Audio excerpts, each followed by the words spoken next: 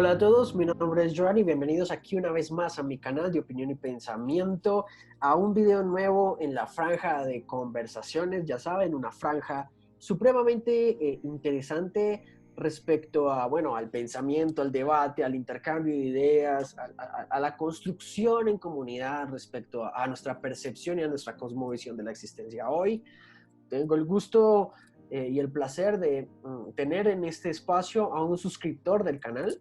Él nos habla desde Perú, desde Lima, Perú, y se llama José. Así que bienvenido, José. Dale un saludo aquí a toda la audiencia que te escucha ahorita mismo. Muy buenas a todos, la gente de Opinión y Pensamiento. Eh, la verdad es que me siento muy honrado de estar en este espacio, ya que no me considero alguien importante, sino un simple buscador de la verdad, eh, no fiel, porque soy una persona que comete muchos errores, pero un seguidor de Jesús que cada día trata de ser mejor. Hey, Y bro, me qué siento buena bastante, intro. Qué buena intro. y realmente me siento muy feliz de estar aquí con mi compañero, mi amigo y hermano en Cristo, Joan. Y pues nada, la verdad es que hoy día, no sé si Joan lo presentará, pero vamos a hablar sobre la apologética y brindaremos nuestra opinión sobre el nuevo teísmo, producido más que todo por los nuevos líderes del ateísmo y el famoso ateísmo de Internet. Ok. No sé si Joan quisieras Sí, comentar algo. básicamente eso. Antes de empezar, me gustaría invitar a los suscriptores que así tengan una cosmovisión diferente, si eres agnóstico, deísta, ateo, escéptico, hinduista, lo que tú quieras, y quieres compartir este espacio de diálogo, intercambio de ideas, por favor escríbeme en los comentarios y déjamelo saber. Así como lo decía José, vamos a hablar sobre los temas aquí explícitos, apologética, nuevo teísmo, y me gustaría que José, que es quien propuso el interesante tema, nos dé una apertura sobre lo que va a ser esta llamativa conversación sobre estos temas muy fascinantes. Así que, José, el público es tuyo, introdúcenos al tema. Bueno, gracias Joan. Gracias Joan por esa tan buena introducción. Y yo quería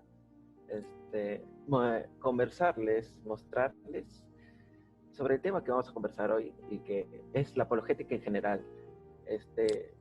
La necesidad de que los jóvenes se introduzcan en la apologética para defender nuestra fe. No solamente en respuesta a las objeciones de los nuevos ateos, sino también porque es un deber, un mandamiento que nos manda Jesús, ya que Él dice: amarás a tu Dios con toda tu alma, con todo tu corazón y con toda tu mente. Él nos manda a escudriñar las escrituras y poder conocer el mensaje que hay ahí. Por eso creo yo, que es importante conocer racionalmente nuestra fe. Yo sé que a lo largo de los años y con los nuevos descubrimientos científicos, históricos, arqueológicos, muchas corrientes se han estado creando. Pero creo yo que lo que debería ser un cristiano es saber defender su fe y poder conversarles a Cristo, a la gente que exige una base intelectual racional, eh, tanto unida con la fe como con el intelecto. Eh, Personalmente yo no me inclino tanto por los argumentos filosóficos hacia la existencia de Dios, ya sea el argumento cosmológico Kalam, el de contingencia, del ajuste fino, etcétera, etcétera, etcétera, pero los veo como uno de los argumentos más sólidos en la actualidad acerca de la existencia de Dios. Me gustan mucho, pero mi enfoque es otro. Bueno, explícanos un poquito tu enfoque, me llama la atención, quisiera saber ese enfoque tuyo. Bueno, mi enfoque es, yo diría que es como una mezcla de dos enfoques de la apologética. El enfoque evidencialista, que se trata de las evidencias históricas, y el enfoque del caso acumulativo, que nos vamos a través de pequeñas evidencias, así como un rompecabezas, que vamos pieza por pieza para lograr un resultado favorable, crear un argumento a favor de la existencia de Dios. Fíjate, José, que en mi caso, aunque en mi canal, obviamente, pienso yo que la filosofía es la forma base, pues, de llegar a ciertos conocimientos, ¿no? La filosofía es la madre, pues, de las disciplinas teóricas. Sin embargo, pienso similar a ti respecto a lo evidencial, a lo acumulativo, porque pienso yo que lo filosófico tiene que tener un sustento evidencial, ¿no? Y también funcionar de forma ecléptica. Yo le digo ecléptico al hecho de que estos argumentos no pueden ser solamente un juego de palabras o de premisas que te lleven a decir, en conclusión, Dios es lógicamente posible, pero detrás de lo que es lógicamente posible, debe existir mínimo una evidencia de que eso es lógicamente posible. Un ejemplo es que yo no tengo puntualmente, digamos, una afinidad muy alta por el argumento ontológico, aunque pensadores como Alvin Plantinga y Norman Mancomm, importantes teóricos de nuestra época, lo hallan bastante sólido, ¿sí? Sin embargo, detrás de ese argumento existe el teorema de Gödel, que lo pueden ver aquí en mi canal, que me parece que es evidencial y acumulativo respecto a la posibilidad de que Dios pueda existir. Te quiero hacer una pregunta, amigo. Sí, Iván. Respecto a lo... Tú dijiste algo sobre la evidencia histórica, ¿verdad? Así es. Y lo acumulativo. Me gustaría que nos dieras, digamos, que un pequeño pincelazo de cada una y cómo tú construyes el argumento desde lo evidencial y lo acumulativo. Por supuesto, primero quiero saber si se me escucha bien, si no hay ningún problema. Sí, te escucho bien. Entonces, para dar a conocer un poco sobre el enfoque evidencialista, básicamente se centra en tratar de encontrar las evidencias históricas y filosóficas, aunque, digámoslo así, en mayor grado se prefieren las evidencias históricas a favor de la existencia de Dios, para crear un argumento a favor de la existencia de Dios. Y el enfoque acumulativo, como creo que estaría formalmente correcto, la analogía del rompecabezas, pieza por pie, ir construyendo pieza por pieza para lograr algo, un argumento sólido, tanto en validez de premisas como validez de evidencias, para poder tener un argumento a favor de la existencia de Dios. Por ejemplo, un ejemplo de un caso, de un argumento histórico es la resurrección histórica de Jesucristo. Y un ejemplo de un argumento acumulativo es también la resurrección histórica de Jesucristo, pero tomando como pequeñas piezas, uno, la confiabilidad del Nuevo Testamento, también el registro, tanto el registro histórico de Jesús como y la corroboración tanto arqueológica como evidencia paleográfica de los registros de los lugares, acontecimientos mencionados justamente en el Nuevo Testamento. Solamente para dar un ejemplo, en los 4 evangelios, o mejor dicho, voy a citar al evangelio de Juan, se habla del gobernador, del procurador de Judea, Poncio Pilatos. Pues antes de la segunda mitad del siglo XX se consideraba que este personaje era ficticio, hasta que se encontró la famosa piedra de Pilato, con una inscripción en latín que básicamente dice, la han logrado traducir, y prácticamente dice al procurador, al prefecto de Judea, Poncio Pilatos. Y eso nos da una corroboración arqueológica de la existencia de dicho personaje. Y también lo que sería, aunque aún hay debate en el círculo académico sobre un anillo que posiblemente le pertenece a Poncio Pilatos. Ese sería Más, un argumento acumulativo. así es, más la confiabilidad del Nuevo Testamento y la corroboración arqueológica de los evangelios, del libro de Hechos de los Apóstoles, Ujú. y nos forman un argumento acumulativo a favor del cristianismo. Totalmente. Me llama la atención mucho eso, ¿no? Y igual tenemos bastantes más argumentos y pequeñas evidencias históricas, ¿no?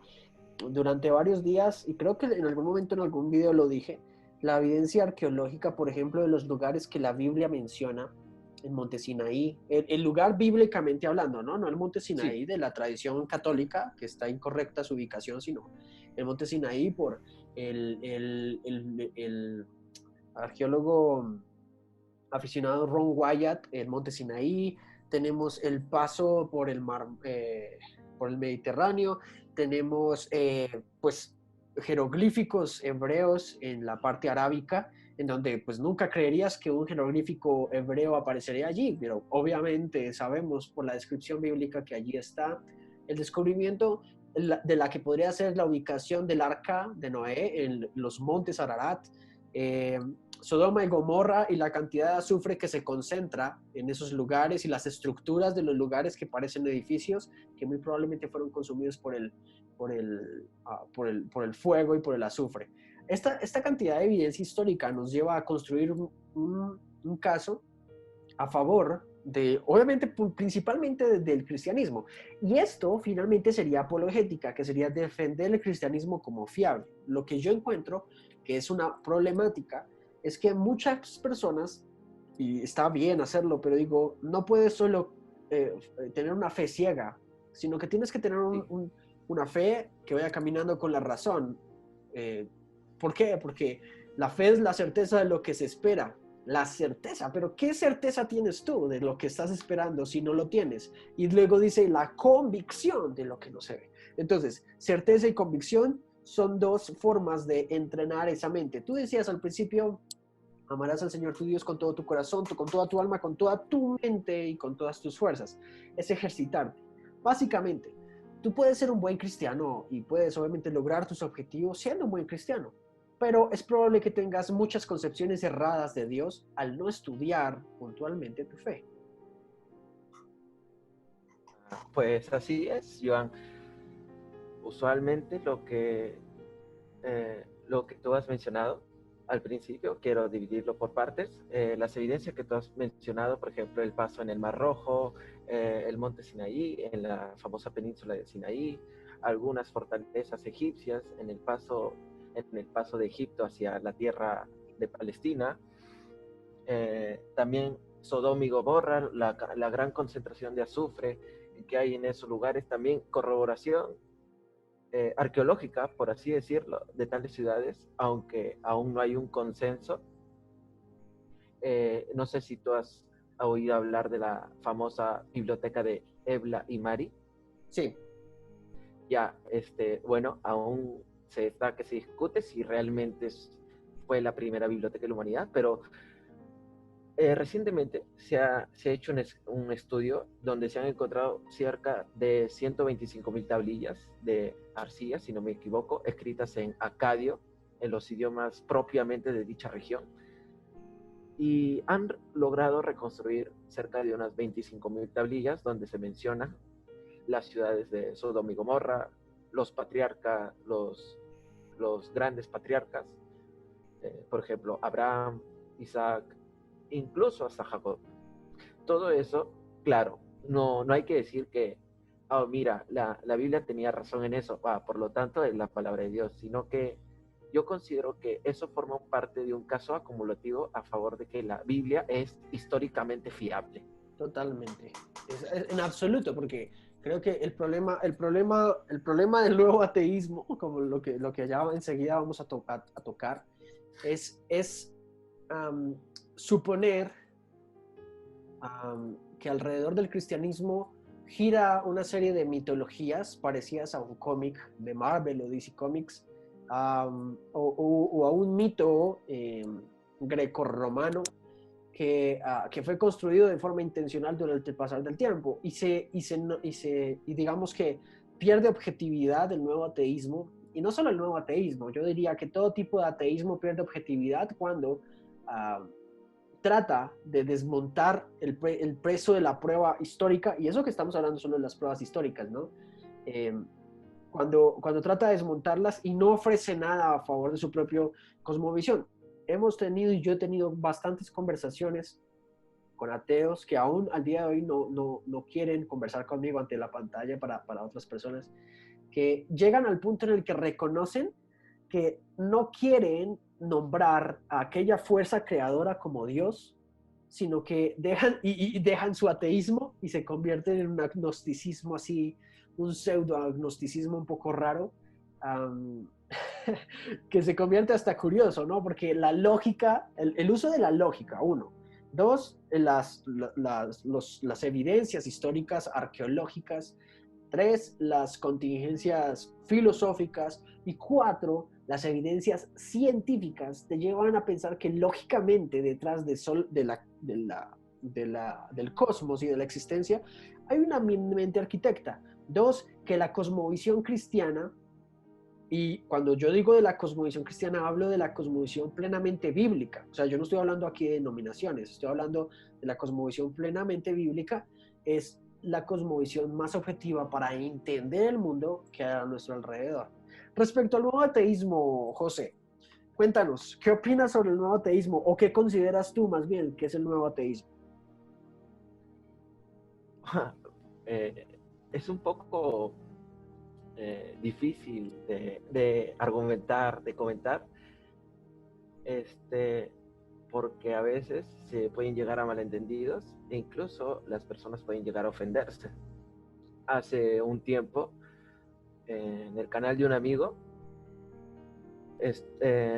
tuve la dicha de leer unos cuantos comentarios de unos ateos de internet que justamente hablaban sobre los principios de la lógica, el principio de no contradicción, el principio de identidad, y justamente un comentario que me llamó la atención y me hizo reír, sacar una carcajada, fue que el tipo del video justamente estaba argumentando en contra de un principio de la lógica que es los negativos no se prueban, cuando no es aceptada justamente esa misma proposición, esa misma afirmación, los negativos no se prueban, es un negativo. Uh-huh, y eso nos lleva hacia un relativismo.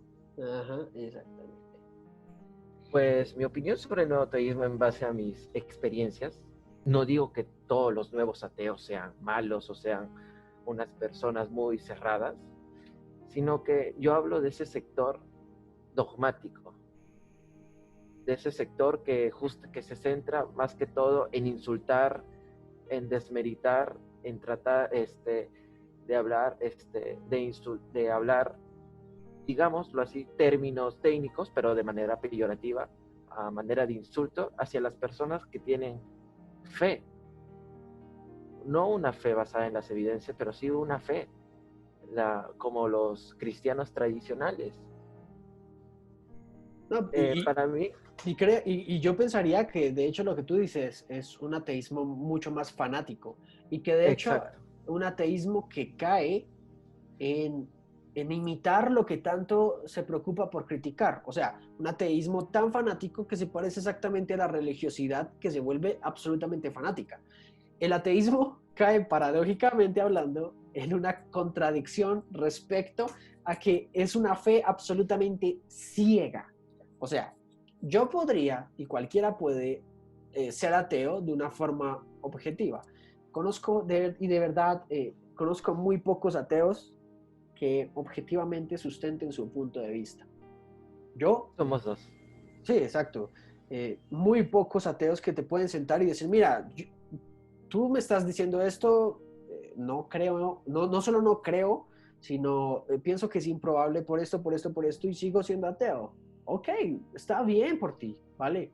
Pero esos ateos de internet con su nuevo ateísmo, ese ateísmo de internet, entre comillas, que paradójicamente hablando se sustenta en sus figuras de internet. O sea, por ejemplo, Alvin Plantinga es un vil ignorante, pero, oh por Dios, Aristarchus o Dama G Dallas Review. Dallas son sus teóricos. O sea, imagínate la paradoja que hemos caído en el hecho de que la última palabra en ciencia la tiene la gata de Schrödinger, estando por encima de Francis Collins. Imagínate, o sea, imagínate semejante problema. Entonces, estamos enfrentando, yo no me atrevería a decir ateísmo, esas personas no representan el ateísmo en lo absoluto. Yo creería que ni siquiera han leído El espejismo de Dios por básico de Richard Dawkins para entender mínimo los puntos esenciales del ateísmo.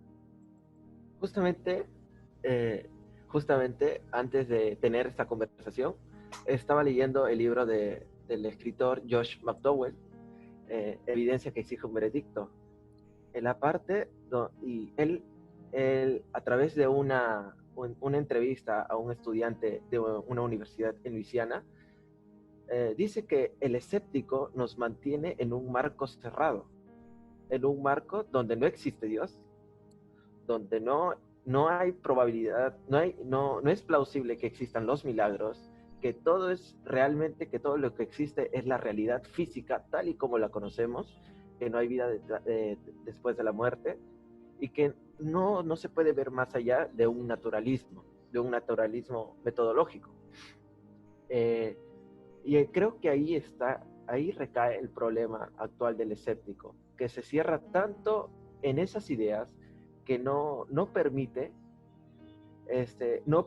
digámoslo así, no permite que otra idea entre, no pone en duda lo que él cree y dice, oh, mira, está bien, yo soy una persona intelectualmente honesta y te doy la oportunidad de que puedas debatir, y si llegas a cambiar y si llegas a refutarme, voy a reflexionar en mi posición para no centrarme, para no ser un fanático, una persona dogmática. Exactamente. No, y absolutamente de acuerdo. Porque, como te digo, o sea, vuelvo al punto.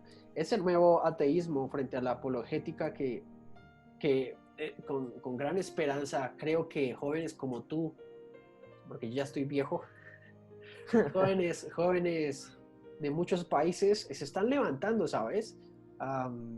Creo que esa apologética se está aprendiendo ya no necesariamente en una universidad, sino que los jóvenes están tomando de internet lo más sano, lo más retador, y se están yendo contra la corriente, ¿no? Porque el ateísmo viene, pues, de una u otra forma avanzando con otros movimientos culturales, por decirlo así, que tratan única y exclusivamente de defender la libertad del ser humano sin restricción alguna. De hecho, caen en otra paradoja, que esto sería ya para videos, para varios temas, pero en una paradoja en donde el ateo deja de ser ateo cuando le roban su celular y dice que eso está mal. Mis colegas psicólogos dicen que la forma en que nosotros nos comportamos de cierta forma sigue siendo instintiva. A eso se le llama el gen egoísta. Y curiosamente, mis compañeros psicólogos naturalistas argumentan que la forma moral, o la moralidad y la ética que nosotros practicamos de forma natural, viene por algo llamado el gen egoísta. Entonces, se justifica que una madre mate a 3 de sus hijos ahogándolos en un río solo para estar con su nueva pareja y poder procrear con ella. Entonces, vaya, no es una asesina, solamente quiere volver a procrear. Es un instinto única y exclusivamente biológico.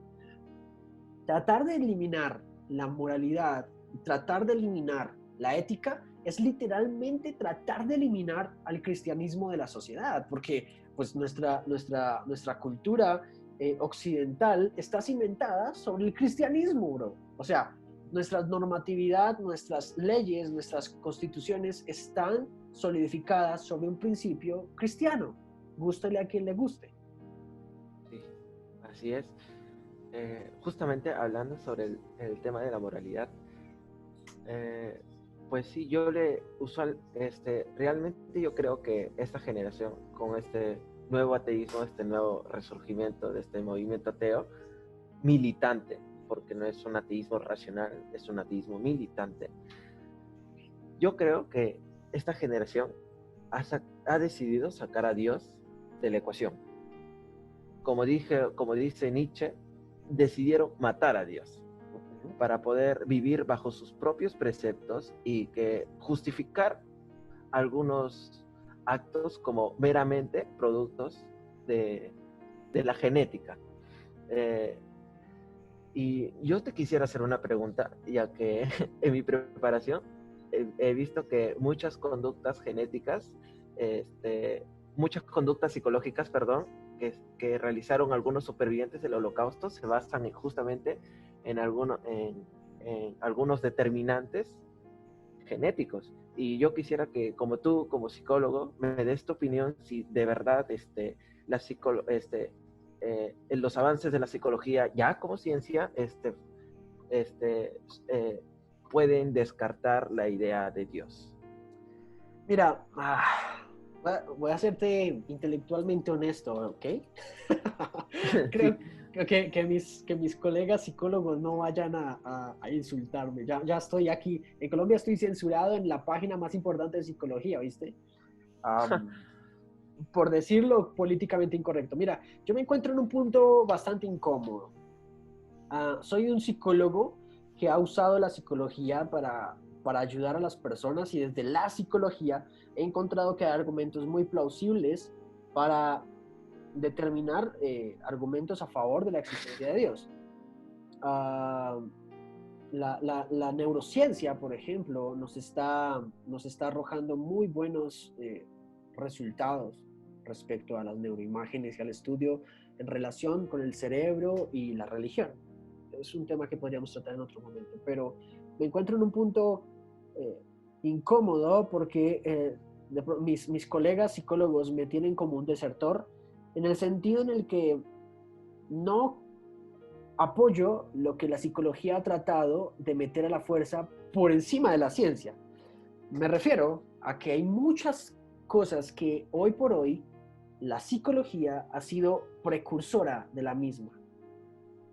No me quiero meter en este momento en ese tema, pero en otro momento lo charlamos, José, y ya que tú vas a ser próximamente médico, la psicología ha apoyado a que los nuevos movimientos culturales se vean respaldados en su autopercepción, y con eso estoy diciéndolo todo, en su autopercepción y no en el método científico. O sea, la psicología está falseando por el mismo método que hemos sido posicionados como ciencia. Y eso, pues para mí no tiene lógica.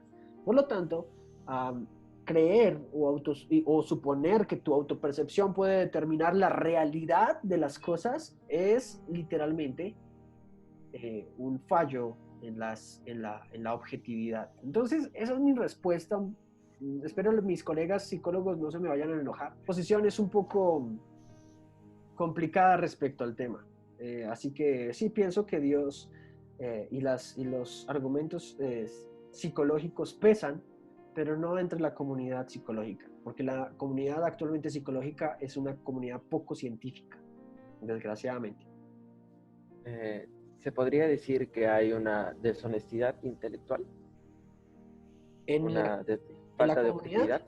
en la comunidad psicológica, en la comunidad de psicólogos, Sí, sí.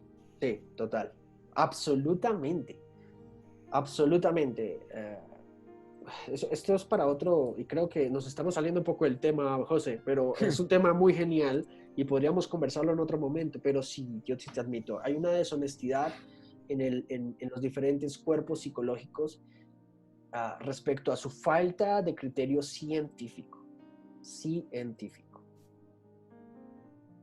Perfecto, ya. No sé si podemos volver al punto ya que nos desviamos un poquito. Sí, volvamos. Y quisiera, creo que, dicho usuario del que, del que ya hablamos, yo ya conversé este argumento con dicho usuario. Yo personalmente creo que, como ya dije, yo me inclino más por el enfoque histórico, arqueológico, que más por el enfoque filosófico.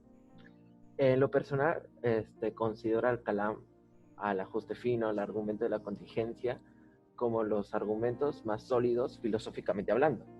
Ujú. Pero creo que más por cuestiones principales, ya que me gusta indagar, me gusta investigar, tener los ojos sobre páginas, leyendo y leyendo, yo me inclino más por las profecías bíblicas. No sé, este argumento, bueno, no lo llamaría argumento, sino que estas pruebas no son tan bien vistas en el ámbito académico, por no decir que son casi nulas. Yo pensaría que o sea, te voy a decir algo, las profecías bíblicas son un argumento supremamente poderoso, ¿no? Pero lo que primero tenemos que hacer con el ateo es no convencerlo, sino solidificar el debate a tal punto de que se tome el hecho de que la Biblia es históricamente correcta y literariamente sostenible. No sé si me hago entender.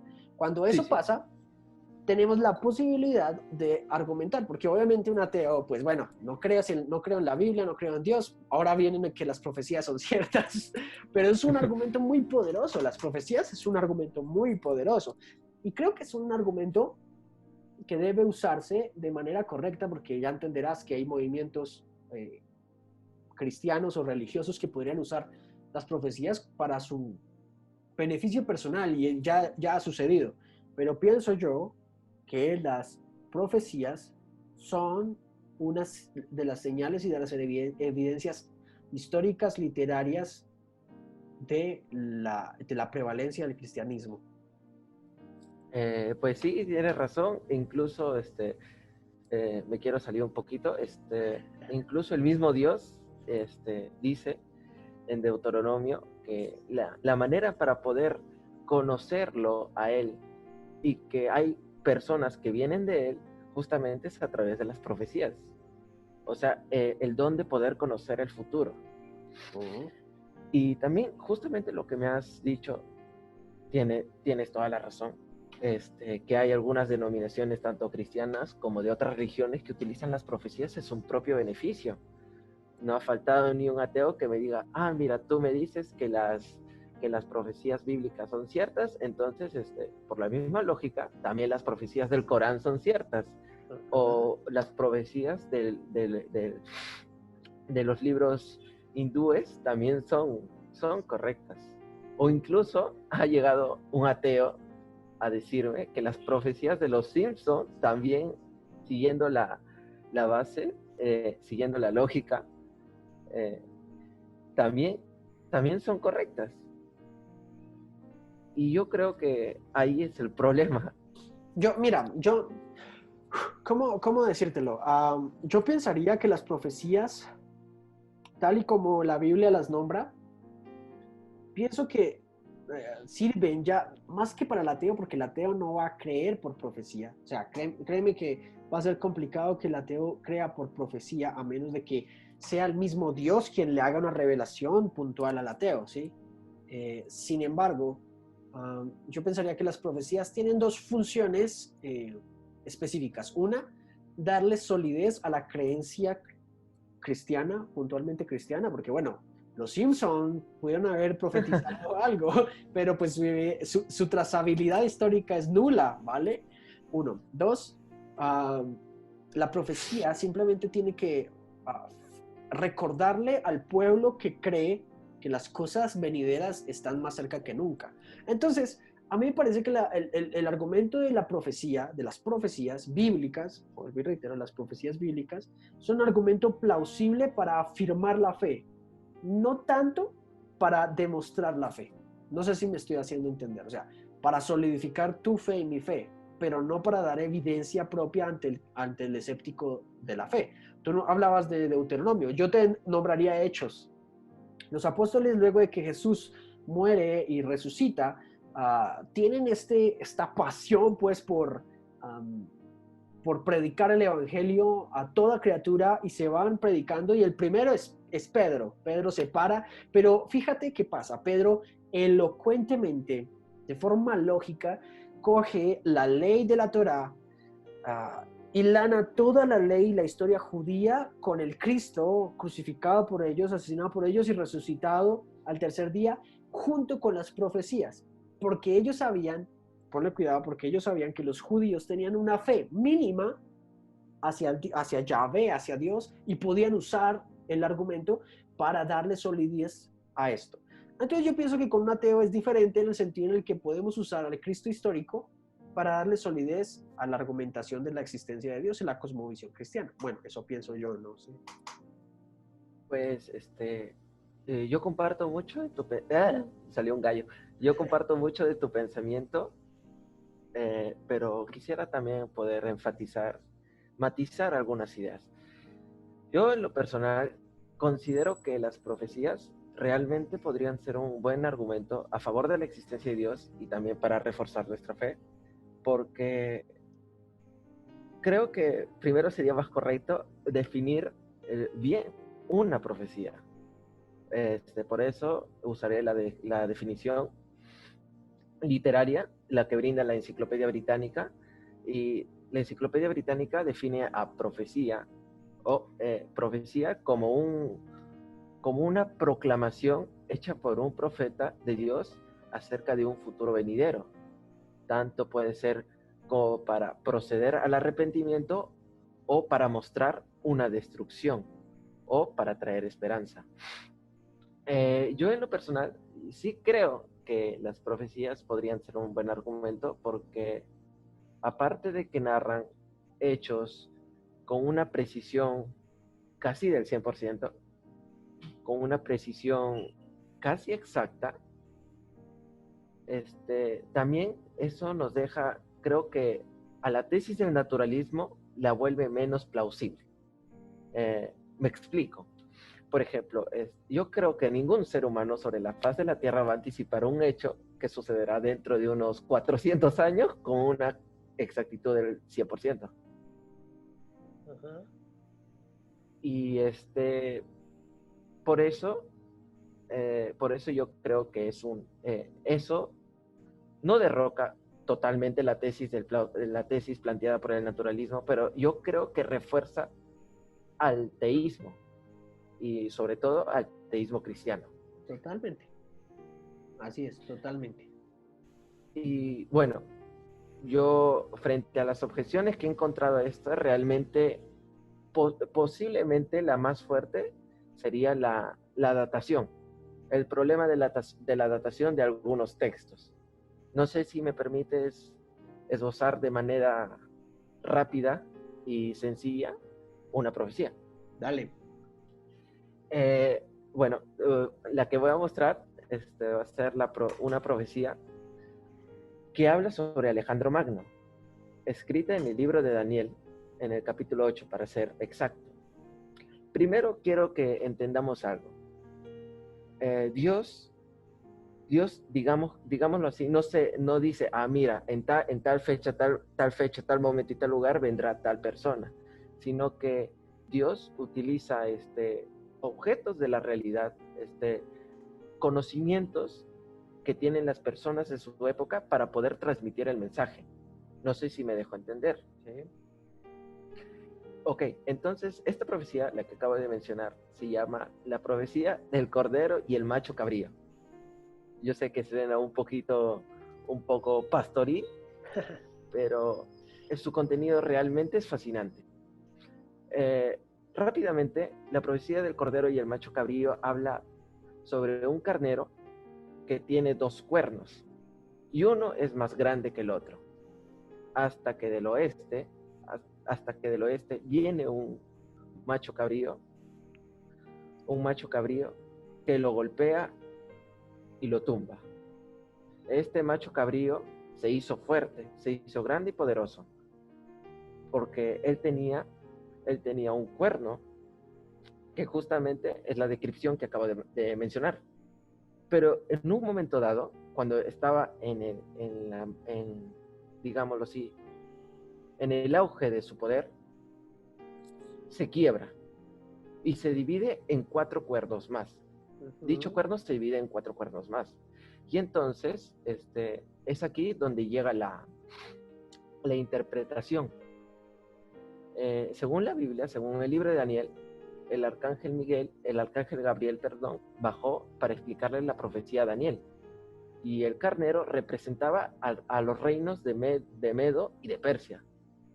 Y por historia sabemos que los medos y los persas eran pueblos distintos que se unieron para derrocar al imperio neobabilónico. Ujú. Al principio el imperio medo, los medos predominaban sobre los persas, pero luego los persas se hicieron con el poder, con el control total del imperio, simbolizado justamente por el cuerno que se hace más grande que el otro. Y entonces el macho cabrío representa al reino de Grecia y el cuerno a su gobernante, al mayor gobernante que tuvo el reino de Grecia, que es Alejandro Magno. Y esto también se cumple en la historia. Y al momento en que Alejandro muere, es cuando está en la cúspide de su poder, en el auge de todo su poderío. Y justamente su imperio se divide en cuatro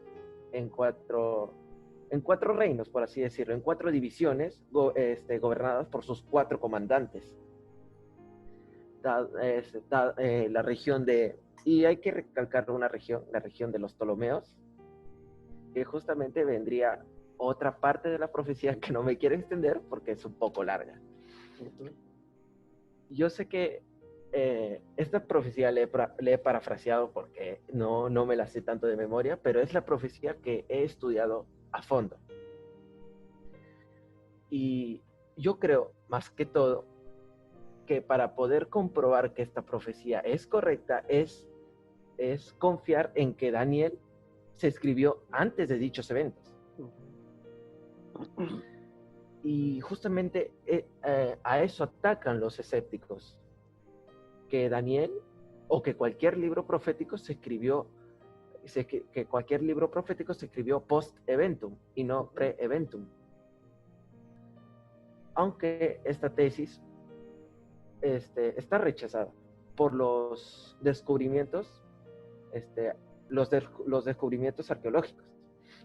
Solamente quiero mencionar dos. Claro, hay más. No voy a decir, no, porque doy estas dos fuentes, estas dos evidencias que corroboran al libro de Daniel, entonces el libro de Daniel es inspirado por Dios. No, hay más evidencias, solamente que me voy a demorar cerca de 10 horas para probar la historicidad del libro de Daniel. Es un libro que me fascina en lo personal. Entonces estas evidencias son la mención a la lectura de Alejandro Magno a la profecía que le hizo el profeta Daniel. Y esto lo podemos encontrar, si no me equivoco, en Antigüedades de los Judíos, libro 11, en las últimas partes, cuando Alejandro iba a subir a Jerusalén, a conquistarla, a destruirla, el sumo sacerdote le presenta el libro de Daniel. Esta es una evidencia. Y este texto se corrobora con otro, que es parte del Talmud babilónico. Si no me equivoco, es el Yoma 49b, que habla que el sumo sacerdote, que después de un sueño revelador que tuvo Alejandro Magno, decidió irse a Jerusalén, en donde el sumo sacerdote le leyó el libro de Daniel, y entonces él vio que el profeta había escrito de él mucho tiempo antes. Imagínate.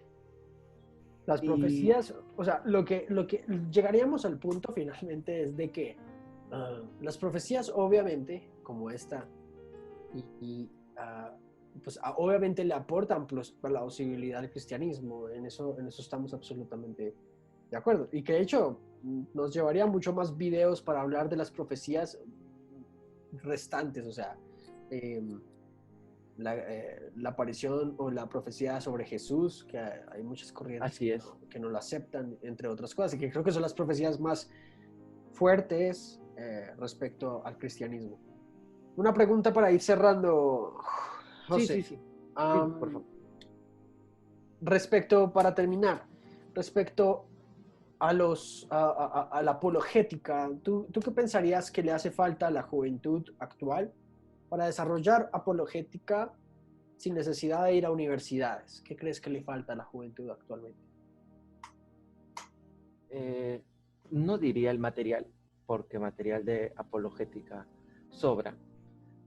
Yo creo más que todo que las personas, los pocos chicos que se adentran en la apologética, tengo la oportunidad de ver cómo chicos de 15 e incluso de 14 años se interesan por la apologética, se interesan por defender racionalmente su creencia. Pero lastimosamente yo creo que influyen varios aspectos. Uno creo que es la falta de madurez, ya que usualmente los ateos de internet suelen ser un poco despectivos y suelen caer en provocaciones. Y yo creo más que todo que es, yo creo, la falta de fe y de confianza. Yo, por ejemplo, yo comencé en la apologética propiamente así, en la apologética evidencialista, gracias a Existe Dios. Pero Súper. había,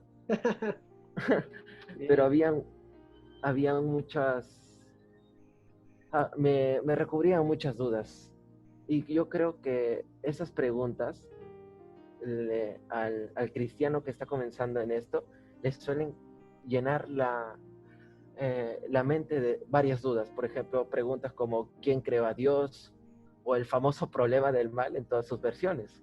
Ah, Yo creo que a lo que le falta a esta generación de muchachos que se interesan por la apologética es la confianza en que Dios nos puede brindar las respuestas. totalmente. Y creo que es un mensaje muy genial para ir terminando esta conversación, porque ah, el nuevo ateísmo creo que es solo una rama de todos los movimientos culturales basados en una supuesta lógica que y voy a nombrar a Judith Butler en esto, la feminista por excelencia, y que buscan, qué pena ser tan grotesco y literal al citarla, pero vaya, es así como ella lo dice, y es que el problema de la sociedad es el cristianismo. Por lo tanto, hay que empalar al cristianismo. Estos debates de apologética, de filosofía, de ciencia, nunca veremos a un hindú, muy pocas veces veremos a un judío ortodoxo, los testigos de Jehová menos. Los islámicos no debaten, para ellos la radicalidad es un tema y el fundamentalismo es otro tema. Siempre veremos ante los ateos, los agnósticos, los deístas, los escépticos, los naturalistas, los físicos, los matemáticos, ante toda esta gama de pensamientos, siempre veremos a una cosmovisión. ¿A quién? Al Al cristianismo. cristianismo, bro. Así que creo que tenemos que estar orgullosos de llevar esta bandera y creo que de verdad debemos estar orgullosos de llevar la bandera, la única bandera que va en contra de la corriente de hoy. Yo no sé si me permites, pero yo quisiera brindar un mensaje a los jóvenes que se incursionan en Super, esta... dale, me parece que está Es, bien para ir cerrando. Dale. sí, sí, y quiero hacer mías las palabras del apologista, el doctor James Warner Wallace, eh, Cold case. autor del libro Cold Case Christianity. Por cierto, buen libro, Tengo que muy leerlo porque recomendable, no lo he podido conseguir. muy recomendable, y hago mías sus palabras, y es que y él hace una analogía con la situación actual. Como un policía que está saliendo justamente, no sé, de la, de la comisaría, de la estación de policía, y ve a un preso que le dieron libertad condicional, portando un arma de fuego. Eh, creo que en base a las leyes, cuando se presenta la libertad condicional, hay prohibiciones de cierto tipo, como el uso de armas de fuego. Entonces, el policía se acerca a él Y el ladrón, al verlo y al no percatarse y no tomar precauciones, decide quedarse a esperarlo alistando su arma. El policía prevé esto y se pone a pensar. Yo tengo dos opciones. O trato de reducirlo al momento y con la posibilidad de salir herido y que el ladrón se me escape, o recibo los dos primeros disparos confiando en el chaleco antibalas que poseo para poder tomar mi arma y poder, no encuentro la palabra indicada, para poder desarmarlo y poder arrestarlo. Entonces, lo que hace el policía es recibir los dos disparos, confiando en su chaleco, en que su chaleco lo protegería y poder arremeter con todo contra el delincuente. Justamente ese es el mensaje que nos da el ex detective de homicidios, que debemos que confiar, debemos que estar listos para las objeciones de los ateos, debemos que confiar debemos que estudiar con fuerza, con fervor, con pasión, las evidencias que hay a favor de nuestra fe. Y al momento de enfrentarnos a los ateos, tener la convicción, la certeza de que esas pruebas, esas evidencias, nuestras convicciones serán un escudo, serán un chaleco antibalas y poder responder correctamente a las objeciones de los ateos o a aquellas personas que nos exigen una razón racional de nuestra creencia. Y ahí justamente es donde cobra sentido el pasaje de Primera de Pedro, capítulo 3, verso 15. Prepárense para dar una buena defensa de vuestra fe. Si os piden lo estoy parafraseando porque no me acuerdo del pasaje, si os piden una razón, una explicación de su creencia, dénselas. Justamente la palabra empleada ahí es apologética, que significa una defensa racional de ciertas convicciones. Uh-huh. Y eso es lo que yo quisiera decir a los jóvenes. Claro, yo también soy un joven, no me considero apologista, sino una persona que le falta aún mucho por estudiar. Pero en base a toda mi experiencia, yo a los chicos que están interesados, que realmente quieren estudiar el cristianismo, que lo hagan sin temor, que estudien bien y que se apoyen en eso. Porque habrá gente que verdaderamente les va a pedir una fundamentación de nuestra creencia. Totalmente. Es lo que yo invito a los jóvenes, a estudiar las palabras, las evidencias que hay a favor del cristianismo, de la resurrección, y confiar en ellas. Es lo que yo invito a los jóvenes. Y muchas gracias, José, por esas palabras. Y yo creo que está más que claro el tema. Y la invitación es esa. Básicamente, mi invitación, creo que en los últimos meses ha corrido sobre eso. Pienso que hay una generación que se está abalanzando, que está haciendo una apologética positiva, ofensiva, y también está haciendo una apologética negativa, que es defensiva. Así que estos últimos tiempos no son tiempos en los que haya cabida para los indecisos. Los indecisos deben tomar un punto en esto, porque creo que estamos y ahí sí usaría las profecías, estamos en los últimos tiempos, bro. Tienes que tomar un partido en esto, porque los indecisos, creo que a Dios, si algo le molesta, son los tibios y los indecisos, y no nombrar el verso, porque ahí sí nos ganamos problemas, pero les dejo ahí para en otro momento. Muchas gracias a todos por ver este video. Muchas gracias, José, por acompañarnos desde Perú, desde Lima. Muchas gracias, de verdad. Muchas gracias a ti, Iván, y a toda la banda, a toda la gente de Opinión y Pensamiento. Les digo que nos revivimos en Disney. Chao, chao. Muchas gracias. Chao, chicos, que estén muy bien. Bendiciones.